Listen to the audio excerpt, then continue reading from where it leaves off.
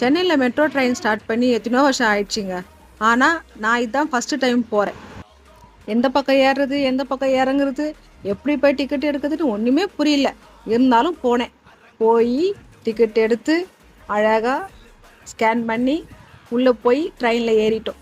ஏறிட்ட பிறகு அது ட்ரெயின் போகிற ஸ்பீடு ரொம்ப ஸ்மூத்தாக அழகாக இருந்தது. Full and full AC. 20 நிமிஷத்தில் நாங்கள் போகிற இடம் வந்துடுச்சுங்க. அதுக்கப்புறம் இறங்கி போனோம். போகும்போது ஒரே சிரிப்பு. எந்த பக்கம் போகிறது, மறுபடியும் எந்த பக்கம் வர்றதுன்னு தெரியல. பேசிக்கினே போகணும்.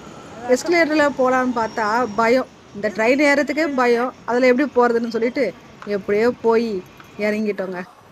அப்புறம் ஒரு ஆட்டோ புக் பண்ணி நாங்கள் போக வேண்டிய இடத்துக்கு போய் சேர்ந்தோம். இந்த வீடியோவில் நாங்கள் வந்தோம் போனோன்னு சொன்னது என் பொண்ணை தாங்க சொன்னேன். அவங்க தான் என்னை மறுமுறையாக மெட்ரோ ட்ரெயினில் கூட்டின்னு வந்து லீட் பண்ணாங்க. அவங்களால நான் இதை கற்றுக்கினேன்.